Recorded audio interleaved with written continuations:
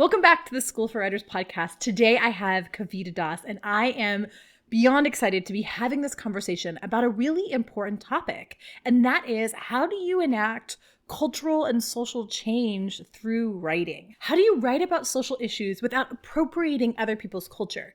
How do you allow for own voices while also encouraging diversity in your own writing as well? How do you transition from the world of social justice to the world of writing?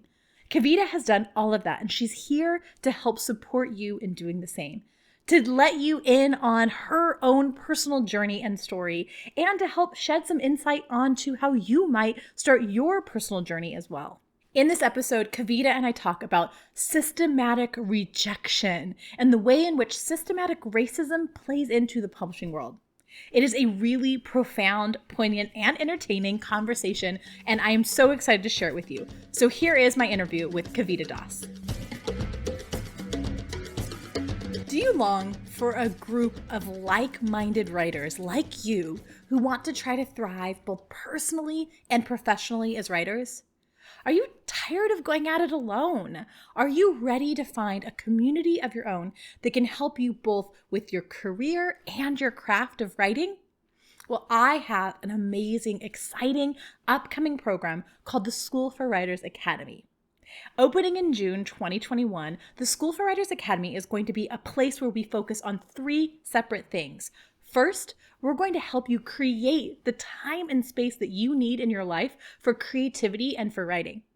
Second, we're going to help you figure out the money aspects of writing. We're going to help you monetize this thing so you can actually have a career and keep going. And third, when you sit your butt in that chair, we're going to help you with the craft of it. What do you write? How do you make your writing even better? Those are the three foundations of building a thriving writing career. As Virginia Woolf once said, a woman needs money and a room of her own to write. We're creating a community full of camaraderie and accountability, centering people whose voices have been silenced for far too long. We're here to help you with the foundations of writing, making both the money so you can keep doing it, and when you sit your butt in that chair in the room alone, helping you figure out what to write and how to make it better. This is exactly the kind of community that I needed and wanted for the decades that I have been a writer, and I didn't find it anywhere else. So that was a bummer for me, but it's a great, amazing benefit for you. I created School for Writers because I got tired of seeing people have that starving, tortured artist cliche. I want to help you thrive as a writer, and that's why I created the School for Writers Academy, a place for us to come together and educate each other and work within community. The Academy starts June 1st, and I would love to have you in it. For more information, check out schoolforwriters.com/academy, because the world needs your story now more than ever.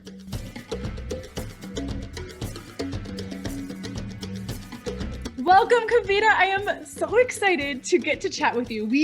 For those who are just tuning in on our YouTube or podcast, we just talked for 20 minutes. We were so excited to catch up with each other. We haven't seen each other since we went to this string of conferences together, but COVID has kept us apart. So it was really, really great to get to catch up with you. But now we're officially chatting, and I am so excited to share some of the wonderfulness that is you. So I just did your official bio. Why don't you tell us who you are and what you put out into this world? Sure, Lauren, it's so wonderful to be here. And I'm excited about what you're doing with the School for Writers. Thank you. So I'll give it to you in a nutshell. So essentially, I was living my life working in social change. I started out in government, and then it morphed into, started out in community development, then went into pediatric, health and public health, and then most recently, I worked in racial justice, which has obviously become a particularly relevant, topic. And I started to kind of burn with the desire to write stories and to write about some of the very issues that I was working on. Most notably, I wanted to write the life story of a musician, Lakshmi Shankar, who's a Grammy-nominated singer from India, who was part of the movement that brought Indian music to the West. And I had no idea how to go about this. I knew that I would need to interview her, but in terms of publishing, I had no contacts, I had no no sense of that. I had taken some creative writing courses, but there's a strong, long distance between that and writing a biography. Fast forward, you and I met in a course that was kind of about memoir writing. I took the bones of that and just kind of pushed forward, and it took 6-7 years. But I published my book in 2019. It's called Poignant Song, The Life and Music of Lakshmi Shankar. And I'm now working on book number 2. And in this time, I've actually, I don't run at all, so I don't know why I use this metaphor, but if anything, I would be a sprinter if I did run. I'm not a marathoner. So in some ways, it's good that I didn't know that it would take me 6 years to write the book and all the other things that it would take to write it. But along the way, when I came to writing, I was kind of amazed, coming straight from racial justice, how undiverse it was, how inequitable it was. And I felt like I needed to write about that, And so while I was working on the biography and figuring that out, I wrote a whole bunch of articles, essays about topics like race, gender, social change issues, and culture issues and inequities. And so that was a great experience to kind of be working on those articles while also working on the book.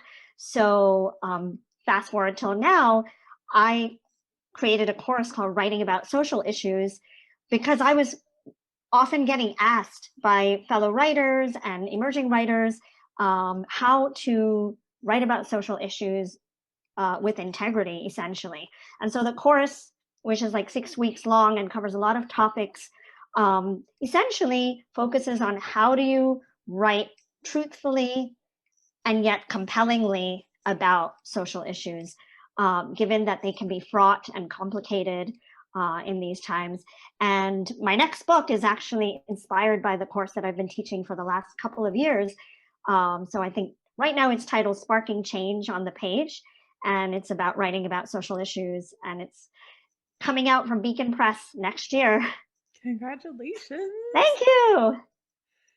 Well, y'all, can you hear why I love Kavita? Why I'm so excited to chat with her, because there's such juiciness in that, and we will get to all of it. But first, I'm going to ask you the very first question I ask everybody who comes on here, and that is, why writing? Why? That's a great question. I think there are people in this world who are born storytellers, and some of them are amazing oral storytellers. Some of them, and you find them on park benches just talking, and you could listen to them for hours because they are so compelling, whether they're telling their life story or they're telling folk tales, whatever it is. And I think that so many of us burn with stories inside of us, but can't always figure out how to get those out, in what medium works for us. The truth is, I didn't grow up a reader, so it's kind of hilarious that I've become a writer. My older sister was much more a reader than I was, and I was that mischievous younger sister who would hide her books so that she would have to play with me. So that's How could you do that? And they didn't call the police on you? The librarian. The librarian? I was like, no, we don't call the police. The librarian on you? So that's the raw material that I was working with. It was, a childhood where I wasn't, and I think some of that, quite honestly, was because I didn't find books that reflected me.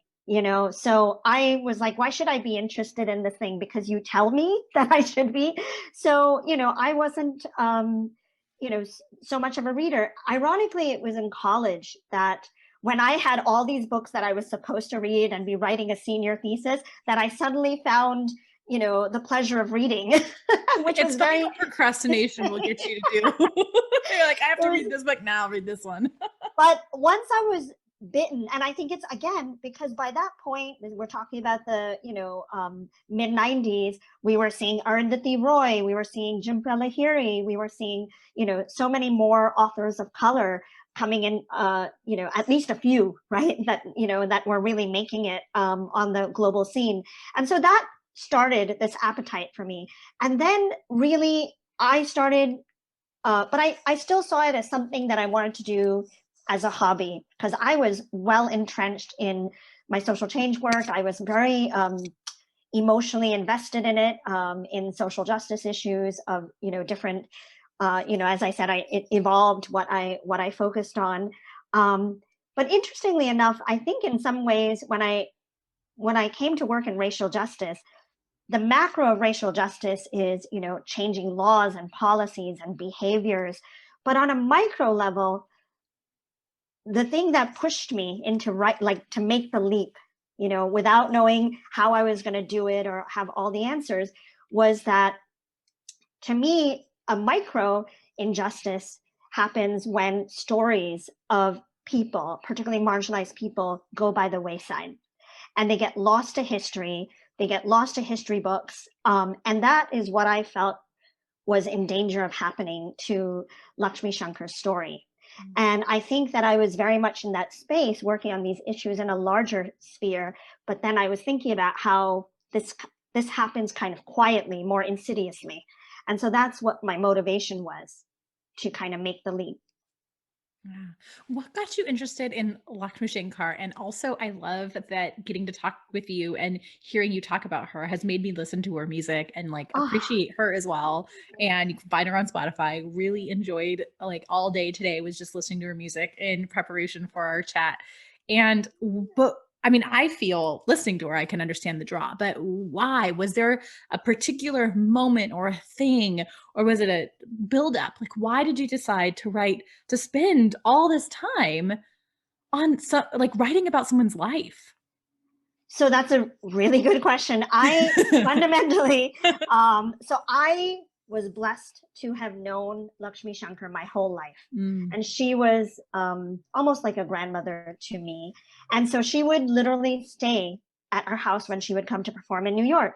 But truthfully, my parents, who are very stereotypically both physicians from India, we actually hosted a lot of artists. That was a role they played, was, and I'm very thankful that they introduced me to um, Indian music, and to Indian culture in that way. But I of course was a kid and I didn't realize how lucky, I was. But the truth was, I always loved her music. I loved it as a child.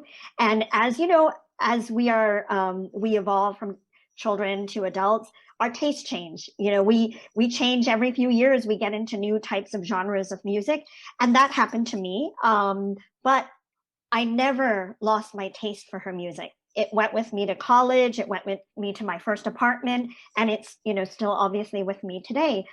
But and then, as I said, as I was working in racial justice, it occurred to me. Now I was like in my late 30s. I think I was almost turning 40, and I had an appreciation as a woman of what she had done, and that she had, in decades ago, managed to be part of this movement as the only prominent female, in this movement that included both Western rock stars like George Harrison and jazz musicians like Coltrane and so many others who were part of this movement that helped bring Indian music to the West. And she even got a Grammy nomination. Interestingly, in India, her home country, she was not recognized the way she should have been. And that was something that also stuck in my head. So the two motivating questions I had were, how did she do what she did? And how come, after having accomplished so much, why is she not as recognized as she should be? So those were my two like burning questions that literally burned through my whole writing of the book, constantly acting as fuel for me. But I think that, like I said, I mean, to me, I was head of communications, director of marketing communications for Race Forward, a racial justice organization. And this was under Obama's second administration. It was an amazing position. And I rebranded the organization. Its name was actually Applied Research Center, and I rebranded it with help from others to Race Forward, so that race was in the name. So I was very fulfilled and very busy and very much believed in the work I was doing. And yet, back to your original question, why writing? And yet, I kind of felt like here was a story that I felt so compelled to tell because I was so worried about it being lost to the world. And and there, I would talk to people that were close to me, and people close to me, including my husband, were like, I think it's going to have to be you. I think you're going to have to do this. And so that's what I did. There's so much beauty in that. One, I know so much about the story of Ravi Shankar and of George Harrison, but I never heard anything ever about Lakshmi Shankar. And Exactly. once I heard from you, I did some Googling. I was like, why don't we hear about her? She did Mm-hmm. huge things in the industry. And you hear about George Harrison, the like white man from the West who came and like, Exactly. learned from her. But like, you hear about Ravi Shankar, but you never hear about Lakshmi Shankar. And I Mm-hmm. love that this desire to not let a woman of color's Mm-hmm. story that you personally had a connection with too die and be not die, but like not get the fuel it deserved and Mm-hmm. the time it deserved. I love that. And Yeah. I Yeah. love that you had that passion. Like you said, there was a burning question in you that pushed you through writing Mm-hmm. it. Mm-hmm. And that is just why what you just encapsulated is why storytelling has so much power, because if Mm-hmm. we can document our stories, we can document our existence, and that is the Exactly. base of social change. and Yeah. and there's always this statistic I go back to that you're 75% more likely to vote for gay rights if you've had a conversation and heard the stories of a gay person. And I think Absolutely. about how that works with all other marginalized communities and how storytelling humanizes us and humanizes the experience. and Mm-hmm. and I love everything you said about that. And I want to know though, what was that transition like for you? Was it like, okay, cool, I'm gonna go write. That's easy. Like I've always been a writer, or was it, I just knocked over my pen pad again. I've always been a klutz and a writer. And was it you go from social justice and this passion, was that an easy thing to transfer to the page, or was that a process? It was definitely a process.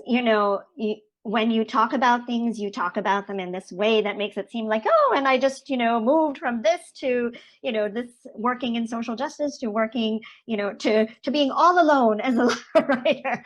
I mean, that in itself was a big transition, like going to the office every day, being in charge of a team, this dynamic, work that I was doing, and then suddenly sitting all by myself, not sure how to do this thing that I had set out to do, leaving that world behind.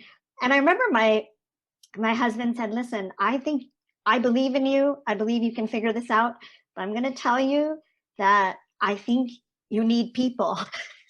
You're a person that needs people." And I'm thankful that he said that because because of that I joined a writing space, and this is something that I think is really important is finding community through fellow writers, mentors, peers, classes, conferences, you know, readings, just putting yourself in the mix, because that mix is not only just will provide you information, inspiration, motivation, but it will be a constant reminder that this thing that you're doing alone by yourself is actually being done by other people who share that passion. But the transition was difficult. It was, in the sense that I loved what I did for 15 years and I had gotten better and better at it. And it was something that I knew. And I wasn't a 20-something-year-old where I was like, let's try something new. I was, approaching 40. I was in senior level positions within an organization. I was making money, maybe not a whole lot because I was working in, the social change space, but, it was a regular salary that I could depend on. And I didn't have any of that, and so that was a big transition. And I'll be honest, I resisted this. I was like, maybe I can write a biography while working full time as the head of marketing communications. And I tried it for a little while, and it wasn't working. And, something that I'll mention is that 6 months after I jumped to do this, about 6 months, maybe a little less, definitely less than a year, Lakshmi Shankar passed away. So I had done the interviews that I had done. She lived on the other side of the country from me, so it involved travel. So I had the material. So now I was like, not only have I left, but she's actually not alive anymore. Do I even have all the material that I need? So I hadn't gotten a contract yet. And so I had to, again, revisit my decision. And then I felt like I had kind of promised her. Besides the promise I had made to myself, I had kind of also promised her. So I felt like I needed to kind of push forward, for better or for worse. Oh, ooh. I know. And also, I'm so glad you left when you did so you could get those interviews, right? Talk about following your gut. That's a very good point. I often tend to focus on, oh my gosh, why didn't I leave sooner? But what if I hadn't listened to that gut? And I can tell you, my life is full of times where I ignored my gut because it didn't seem rational or logical, and things did not go well. So I'm really glad that, and I think honestly, the thing that pushed me over the top was that Ravi Shankar passed away a year before Lakshmi Shankar did. And when he passed away, it sent me a message that people aren't around forever. And so that's what made me realize that I needed to, push forward on this if I was going to do it. But it was very scary. Yeah. Oh, It's I very love that you took scary. that leap of faith. And I love that you brought up that we don't trust our gut because our rational mind comes up. And I think that that's one of the things that's hard in the creative world is that what is rational is not always what is right when it comes to your creativity. Like I have sat down to write the book that I know I'm supposed to write, and then a whole other book comes out and I can't help but do that. Or like it takes a different turn, or like, okay, I'm going to spend all these years on a book and it might not bring me money. And we live in a capitalist world that tells you it has to bring you money. And yes, you can. I'm like here to say, I mean, one of our goals is to ditch the starving artist cliche. You can make money as a writer, but you're often not making money off of your books and off of your writing. And so while you can build a business, sometimes you could spend years and your book doesn't even get published. So I love that you, instead of trying to be rational, you follow this gut, this passion, this burning question that you talked about in the beginning. Yeah. I think that is probably why you're so inspiring. And now, to myself and to others in your writing is because you can tell when you write that you have a passion for what you're talking about.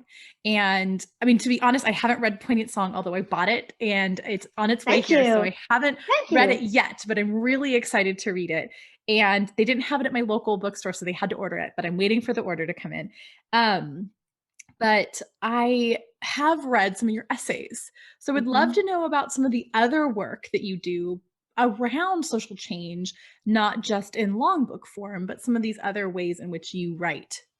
Sure. I think that the thing that you brought up, I like that you distinguish between, I think it's very important to distinguish between writing and publishing, and writing for the love of writing and writing to make money, or the writing part of your career and other parts of your career that augment the writing. And I think that that can be a very healthy way of approaching writing, even writing and then working in a different career. If my career had allowed me the hours to, and the flexibility, I mean, what we are dealing with in this country in terms of racial justice. It wouldn't have been fair to the book project or to my, my belief in racial justice to try and split myself in half. And so I think, so I've continued to do racial justice work through my writing and through, other activities. So it still is very meaningful to me. But I think sometimes you just have to kind of follow this path, unknown path, which I'm a hyper rational person. And so that was very difficult for me. And still sometimes is very difficult, for me, to kind of go to the thing that's not guaranteed, you know. But you were asking, I'm sorry, you asked another question. Yeah, I'd love for us to also talk about the other types of Oh, writing. the other types, You're an right. amazing essayist, and I'd love to chat a little bit about that. And I thought you brought Sure. up right now a really great segue in that your social justice didn't end just No. because you left working with a social justice organization. I think that so many people I've talked to, they're like, well, I work for this nonprofit and I want to make a difference. I can't make a difference. I went to law school and I realized in law school that the best way for me to make a difference was not to study law, but was Yeah. to write about the subjects. So I Right. think that there's a power in that writing. How did that transition work for you? And in what ways did you have you harnessed, and are you continuing to harness writing to help enact social change?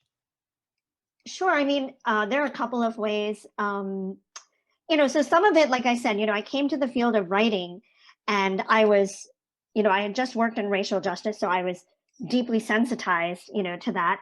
And I came into the writing publishing realm, and depending on which statistics you look at, it's in the publishing sector, it's 80+% white.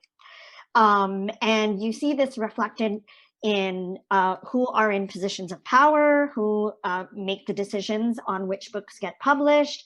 And meanwhile, I had been forming my own communities, mostly populated with writers of color. And, and of course, so much of our conversations were about, how do we scale this wall, and how many different ways are we told that our stories are not, publishable, are not readable, are not sellable, all of these words. And I had just come from racial justice work where we know that by 2042 there's going to be a minority majority. I also have a secret MBA, which I don't talk about. A secret MBA, as one does. Of course, you have a secret MBA, Kavita. In marketing. So it's just, to me, what I found so maddening about the publishing sector is that, I understand business arguments, like I understand the business argument. And the business argument is there for publishing widely, for publishing diversely. It actually is totally against their own longevity and their own health as an industry to publish as narrowly as they have. So it's just, to me, fascinating. So I remember, I'll just give you, like, sometimes my pieces start with Facebook rants about, issues that were, really, bothering me. And sometimes they were issues, within the writing world. So Marlon James, who is, a Booker Prize winning, author, there was this kind of meme going around amongst writers, because of an article that had been published after his Booker Prize was awarded, saying that, he had almost given up on writing. He had essentially burnt all his manuscripts, or, destroyed all his manuscripts. And then somehow this agent, had found one and found him, and lo and behold, so it was like, don't give up. And I was like, that's bullshit. That's bullshit. Why? How many Marlon James are there out there? And what if most of them do give up? What if an agent doesn't find them? So how many Booker Prize worthy authors are out there, particularly from marginalized backgrounds, who are not getting the chance to publish because of the way the system is set up? And so I wrote a piece called, about not romanticizing systemic rejection, the systemic racism behind rejection. And then a friend, a fellow writer of color, an amazing writer named Jakira Diaz, who's the author of Ordinary Girls, her memoir, messaged me and said, you should write an essay about this. And I was like, really? And so I wrote the essay. And then I was like, where should I send this? Should I, and she was like, The Atlantic. I was like, what? And so I sent it to The Atlantic, and they made hardly any changes to it, and they published it. And then it got shared a whole bunch, and then people debated it. And then there was, I don't know, the Read It version of it that kind of like took issues with, oh, this writer of color who's complaining. So then I wrote a McSweeney's piece making fun of that, about how asking editors to please pick days in the calendar that would be appropriate for rejecting us, that, not around the holidays, not during the summer, preferably, so, because to your point, like you have to have a passion, but I think a sense of humor also really helps, because rejection, I actually have I don't want to say I don't have a problem with rejection. Nobody enjoys it, but I think rejection is so much a part of being a creative and being a writer, that if you do not get comfortable with a certain amount of it, it will just become like drudgery, and so you have to really, and that's why I was saying that I think it's this dance, I feel, being in writing, being in any creative space, I imagine, that where you have to be very certain of the core of your project, but then be open to potentially taking it in a different direction than you had planned. And so I think when you are getting criticism or feedback and it takes you away from that core, that's when you know that you're not with your peeps. These are not people who understand why you're doing what you're doing. So as I was talking to you, I think before we started the podcast, someone who's telling me to write a memoir, to make my biography into a memoir, those are not my peeps. Someone who's saying, I think that this thing that you talk about very little, I find that fascinating. Maybe you should talk about that more. I'm really curious about that. That's somebody who's opening a window to you in your project that you didn't consider. And that's actually very important, because sometimes we get so in the weeds of our projects that it's hard for us to know what will be compelling to a reader. So much goodness here. First off, this idea of not romanticizing systemic rejection. Oh my God, that's so real. We met in a memoir class, and I got a big name agent from the memoir, and we sent it out to all the top 5, all the big publishers. Mm-hmm. And the continued thing we got back and back was, this is beautifully written, but no one wants to read a lesbian sex memoir. Like, we love this. Send us something else from her. Nobody's going to buy a lesbian sex memoir.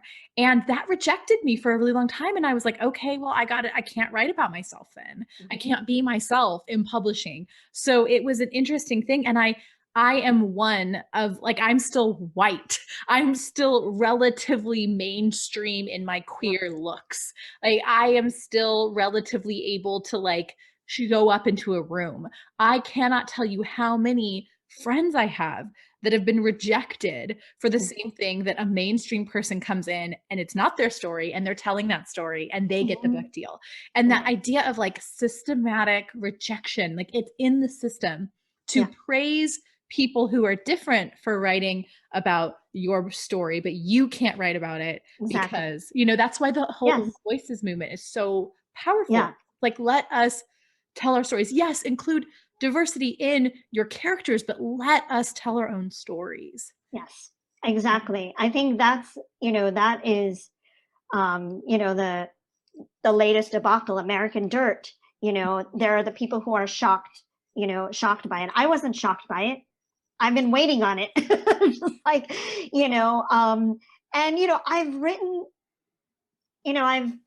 I teach about cultural appropriation in my class. I realized I was like, this is a constant binary conversation that's going on. It's a debate, oh, this is censorship. Oh, this is, cultural appropriation. And where do you find, the balance and all that? And I think that, I wrote this piece for the Los Angeles Review of Books because I sat and thought about this a lot, and I had my own feelings. And sometimes I was angry about certain things like American Dirt or what have you, or essentially white people getting to write about experience of marginalized people, but the marginalized voices themselves not being able to be heard. That is something that is really rampant. And it's like as if there needs to be a translator, or a go-between between these communities, because they can't speak for themselves, or they can't speak in a way that is universally understood. I actually think that that's one of the worst parts of all this, is that it really shortchanges the readers and undermines the readers. I think readers actually want that. That is what is, it's not only what is done to the writers, the marginalized writers, it is what is done to all readers by keeping those stories out of the world. So I see it as a double injustice, and that's why it's really important. But I wrote this piece about cultural appropriation in the biography sphere, because this question of who gets to write about what and who gets to write about whom. And I basically had a kind of 4-point way of looking at it. One is that I want to live in a world where most anyone gets to write about most anything. That's the world I want to live in. That's not the world we live in, but that's the world that I wish we lived in. And then, and secondarily, I think that if you are from outside of the community that you're writing about, you need to do a lot of research. That's a given. The third point, which I think is the one that is often missed, and I think this is the part that when I sat and thought about it, I'm like, what is happening? What is this really about? Is that when someone is writing something from outside of the community, oftentimes they might do a lot of typical research. And what's ironic is that sometimes, like literally a white writer will read other white writers and researchers about the community, and they'll say, look, I did all this research. And then still the voices, authentic voices, are missing. And so I think what's really important is to reflect on who you are in writing this. Who are you? What are all the rings of privilege, and identity that separate you from this community? And then the fourth point is, even after you do all of that, somebody writing about the very same thing from that community is going to be able to access certain insights, that you can't. And that's, what I think. And so much of the cultural appropriation debate, I feel, is about, when it becomes about, oh, this is censorship, I think that it has to do with the fact that we have this conversation about who gets to, rather than, or we don't have the conversation about who gets to. We have the conversation about, why can't I? I should be able to, which in itself is a privileged conversation. So, I love so much of what you said. One, I'm just going to let our readers and watchers, for people on the podcast or on YouTube, know that all of those amazing essays, will put links in the show notes too. So you can okay. go and read them, because these are all great essays. I have read 2 of the 3. I'm excited. I haven't read the LA Review of Books one, so I'm excited to go read that one as well. But I think that when I think about cultural appropriation and the ability to write about a community, I think of a really tangible, easy example of E.L. James using the Wikipedia page on kink to write 50 Shades of Grey. And and how so much of the character Christian Grey was kinky because of trauma. And I think about how often we, as people who are not a part of a group, especially a marginalized group, only access that group through their trauma, and we don't access the nuances. We don't access, you talked about that, the tiny details. We don't access the joy. We don't access the normalcy of that life to the people who live it. We are seeing it as this other. So one of the questions I have for you, who seem to be a really great person, something I struggle with, is how do we allow for, as writers, diversity within our books without appropriating other cultures? And I have my thoughts and feelings on that, but I would love to know your thoughts and feelings on, how do you And this is one of the things that my authors ask me a lot when they're like, I want my book to have diverse people, but I don't want to like not write about people who it's not my voice and not my experience. So Yeah. what are your thoughts on that? Yeah. So two thoughts. One thing, I'm glad you mentioned this. I think um, marginalized writers, people of different backgrounds, often one of the things we talk about, and it is a real concern I have, that suddenly now when publishers and magazines, you look at the climate of racial injustice that's been going on, and suddenly the country has woken up, to it. And even though many people have been working on this issue for so long and certainly living with these issues for so long, and then there's a way in which it's sometimes being treated as a trend. And now suddenly there's a way in which it's a different type of exploitation of marginalized writers. They want stories about trauma. And and certainly maybe trauma is part of the story, but that's not the focus maybe of what a writer wants to write about. It's just one of the many flavors, included in their writing, but they're being pushed to write a certain type of story that maybe echoes, the news. So this is one issue that I think is happening, with the pendulum kind of swinging in this other direction. As far as writers including characters or experiences that are outside of their sphere of reference, I think, it's this conundrum, because on one level we want books that reflect the world, and we want that. And so if people are too scared, or don't want to, then we're going to just, continue to have books that don't reflect that richness. So I think that one of the things that has developed over the last few years, and I hope that it kind of continues to be more and more formalized, is the notions of sensitivity readers.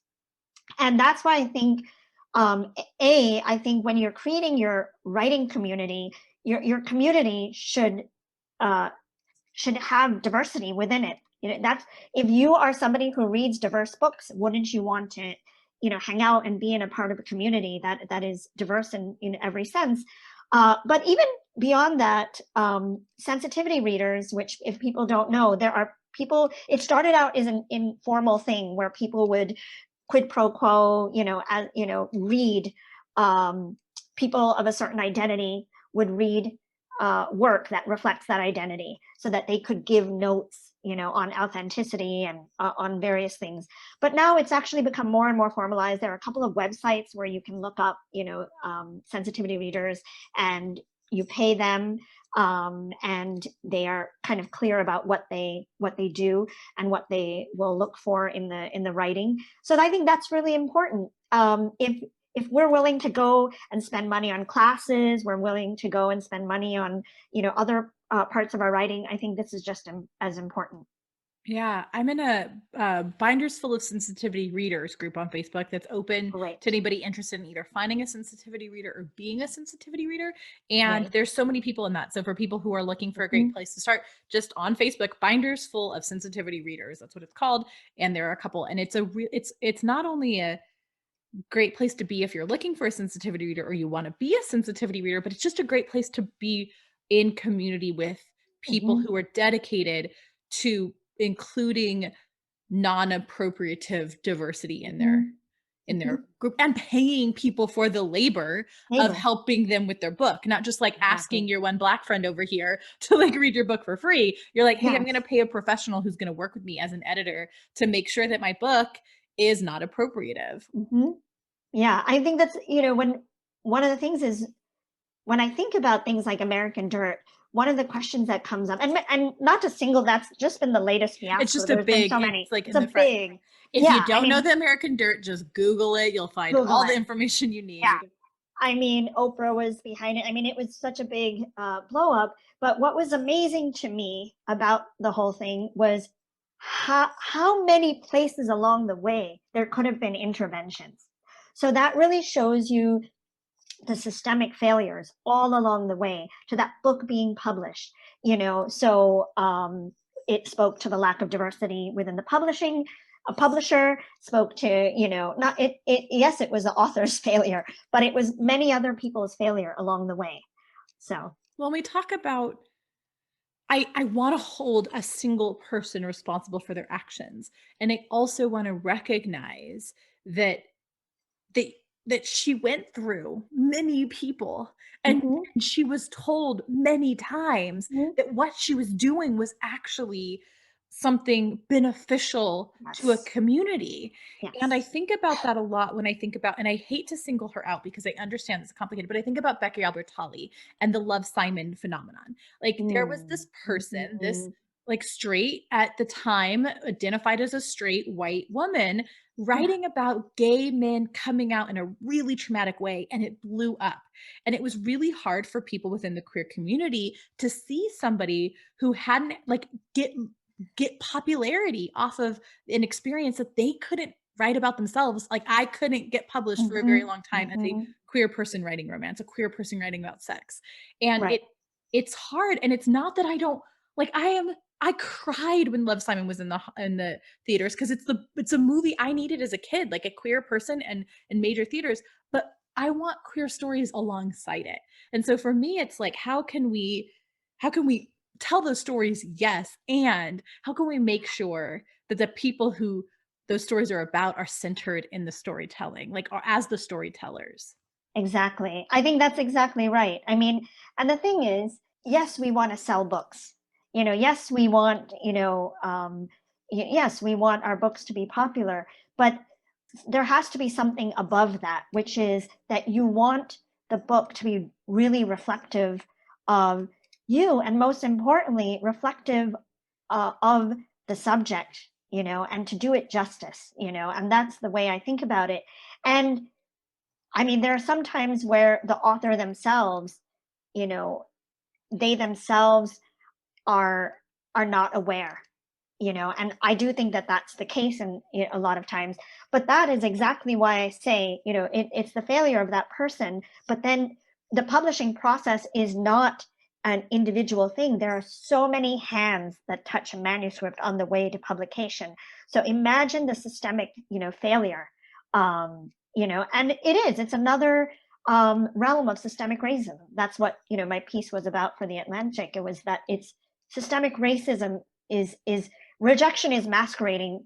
Systemic racism is masquerading as rejection.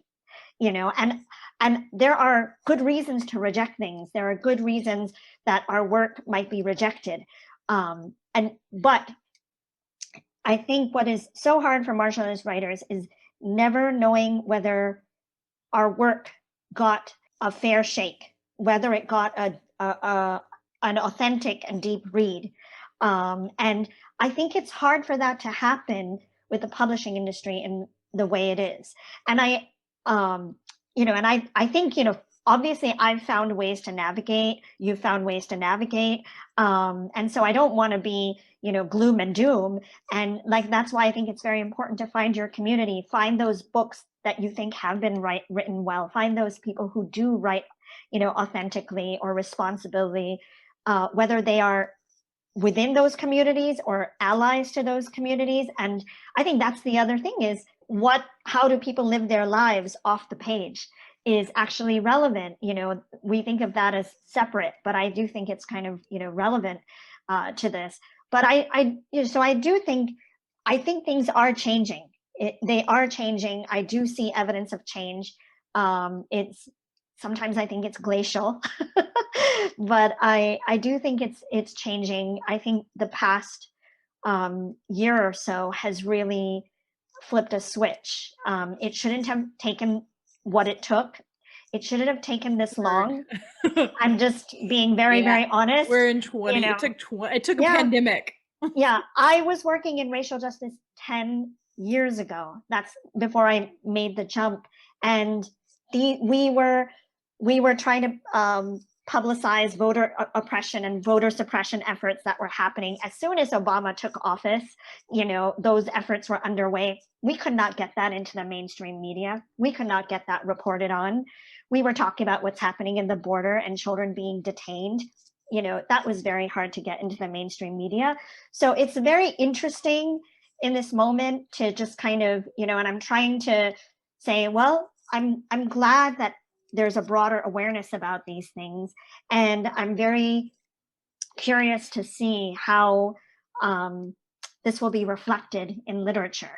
And so, I'm very hopeful. But, I've had weird things said to me, when one white writer was introducing me to another white writer, and they said, "Oh my gosh, Kavita writes about really trendy stuff like race." And I was like, whoa. And, so what is the appropriate, response to that? It's such a strange, thing. I'm like, I do not write about race because it's trendy.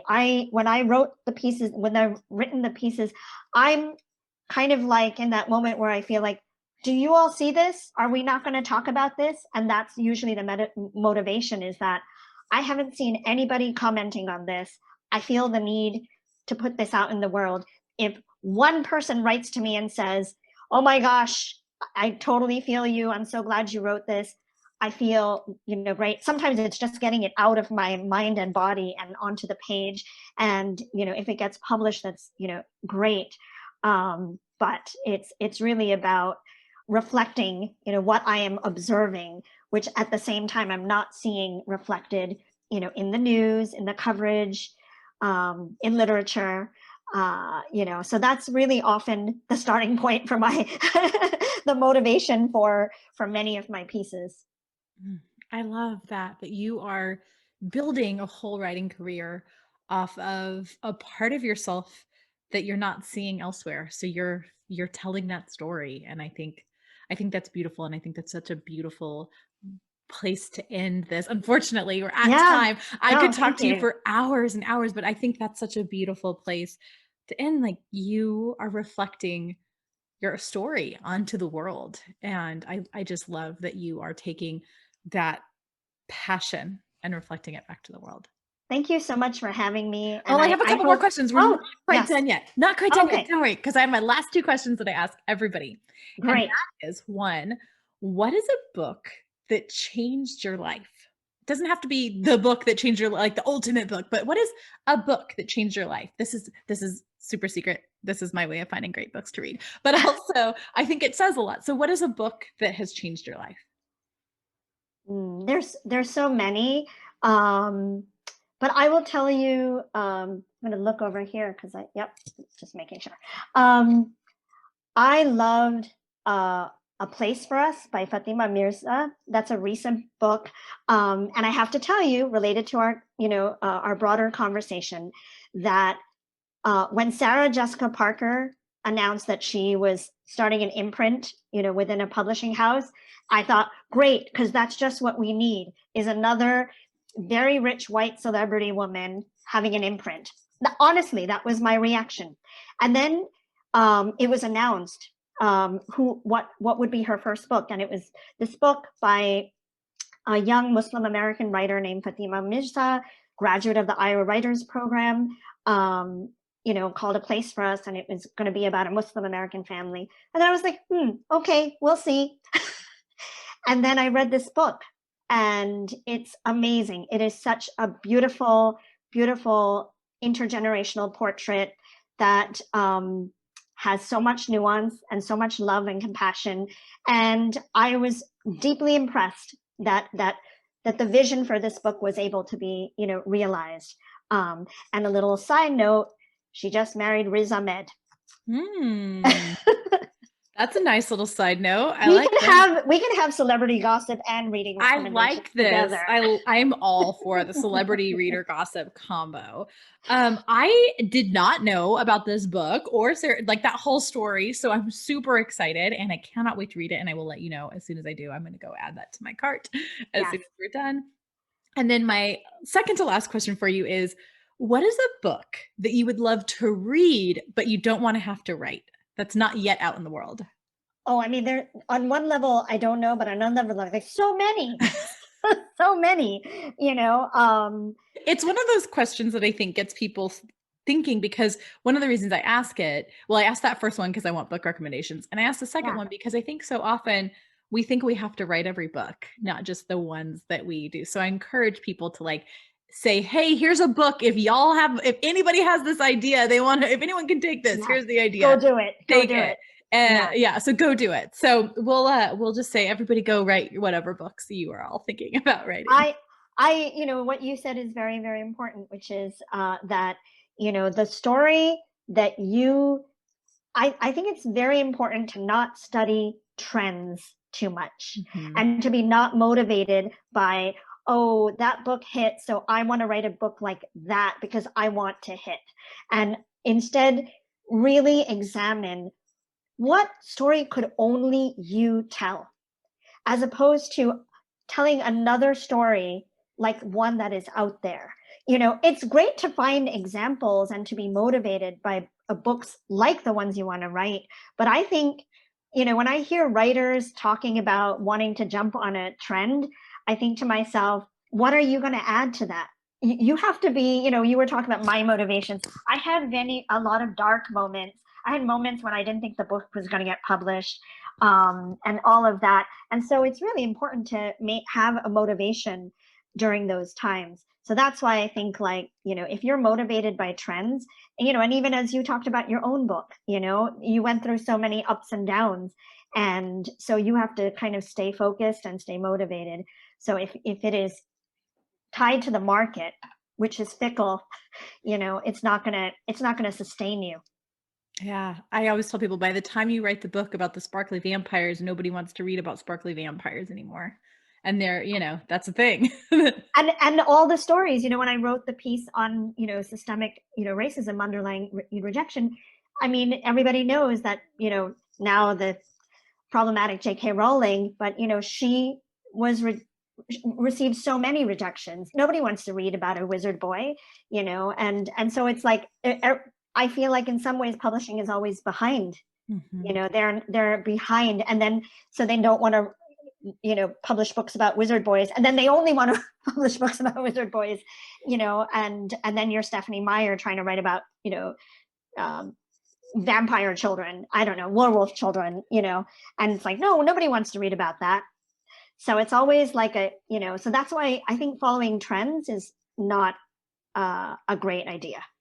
The only trend I encourage people to follow is the saying that the best way to sell your first book is write your second. Like the trend that I've seen work time and time again for writers is to keep writing. Yes. As to like have a series or have more than one book and have multiple Yes. books out there, because that is the only trend I've ever seen that consistently pays off both creatively for you and financially as a writer too. I completely concur. I mean, if you have only just that one idea, and if it doesn't, make it out there, then you're kind of, left without options. Whereas I think that and that goes back to the motivation, your motivation has to truly be to write, and not about just selling that one book. It has to be, you're motivated, you're curious about the world, you're constantly observing, you're thinking about things. That's, I think, really, really key. Yeah, and I truly believe if you have one story in you, you have 30 stories in you, right? Like That's a if you good can point. find the motivation behind telling a story, then you can tell 20 other stories. You'll find that other thing. I Yeah. think that's true. And, that's Yeah. great.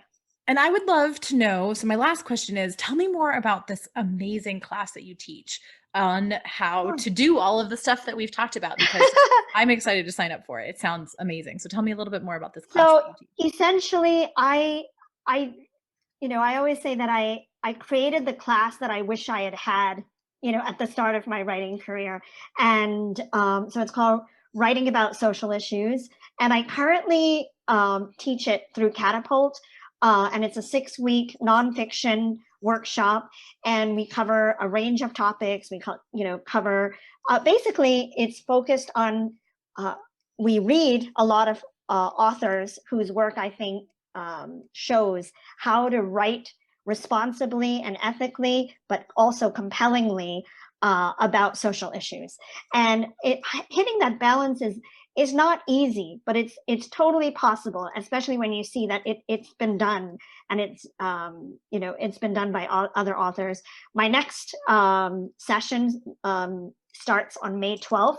And it's through Catapult, which is a great organization and a great literary magazine for people who are, whether they're writing memoir or fiction. I think their literary magazine is really wonderful. And they also have classes on everything from poetry to memoir writing to, other types of nonfiction writing and fiction writing, novel writing, short stories, you name it. So, and of course, with the pandemic, their classes are online. So it's really now available to people all over the country and all over the world. So so my next session starts on May 12th. And I have to say, I have the most amazing students. And they are often people who are doing amazing things out in the world, whether it's climate change economists, abortion providers, just it runs the gamut, and along with the issues that they are trying to, juvenile defenders, the issues that they are working on in the world sometimes or curious about, and that they want to explore, on the page. So I always learn so much from working with them. And sounds like a great class and cohort. It's really, really wonderful. And that inspired me to work on my second book. Exactly to your point, sometimes the thing is sitting in front of you and you don't see it. And it inspired me to work on a book because through my class, I'm only able to reach a few people at a time. And I keep the class small so that, it's really, you really get to know each other's work well. But I'm working on a book that's currently titled Sparking Change on the Page. And it's my own lessons and reflections on writing about social issues. So it will include my own essays, some essays by others who I really admire, who write about social issues, as well as lessons, and reflections, that kind of tie all of the kind of key concepts together. And it's being published by Beacon Press, a press which I admire, so much because they have a long, long history of publishing writing about social issues. So, I went there first because I kind of knew that I would be in good hands. So I'm excited. So that comes out next summer, summer of 2022. I love that it's on Beacon too. I'm a big fan of Beacon and what they do. Thank you so much. Yeah. Congratulations. Yeah, and y'all, you just saw what it takes to be a writer. You have a course, you have this thing you're passionate about, you go and write a biography, and then you find other things that you're passionate about, and then you're teaching a course. Then you did following that passion, that spark that you talked about, the burning question that you burning question. Yeah. I just love that. And one last final question is, how can people find you if they want to follow you and learn more about you and more from you? Sure. I have a website. It's not super sexy, but it's called Kavita Das. It's my name. And I'm on Twitter at Kavita Mix. And I'm on Facebook too. I will confess that I have an 18-month-old, so I'm not as much on social media as I used to be, especially when I was head of marketing communications. But and I'm not publishing as frequently, I'm not in the news hustle that I was before, but I also feel like I've been able to back away a little bit because, like I said, the conversations that I didn't think were happening 5 and 10 years ago are beginning to happen. So I don't feel like I need to be, pushing on those things as much. There's so much to be done, but I feel like the wheels are turning, even if they're not turning as fast as I would like. I feel like there's a wider group of people who are now part of that conversation. Well, and I have to say, one, it's amazing that you are taking time off. People in the social justice area need time off with their kids as much as anybody else. Yeah. And also, I know that you aren't publishing quite as much, but I'm still loving all the photos of your kid. So I'm down for both. I'm here to cheer on the cuteness of your kid and the beauty of your words. So that's my contribution now. Yes, right? Humanity. Adorable photo of my it's pretty cute kid. I can live with it. I can live with that. Well, thank you again. It has just been you are an inspiration, and it's been so wonderful getting to chat with you. And I encourage everybody listening and watching along to follow Kavita. We'll include all of those links down below, and get the books and take the course and just be a part of this amazing movement that you're a part of in person that you are, and the spark that you have. Thank you so much, Lauren. And I'm so glad to see the work that you're doing to hold people up, to demystify, and remove obstacles for people from, publishing. I think that's such important. That's really important. Thank you. I believe that if we can be our own gatekeepers, we can add more diversity to publishing and to the writing world. So that's my goal. Amen. A woman. A woman. Well, on that note, it was a great chatting with you, and bye everybody. We will see you next time. Bye for now.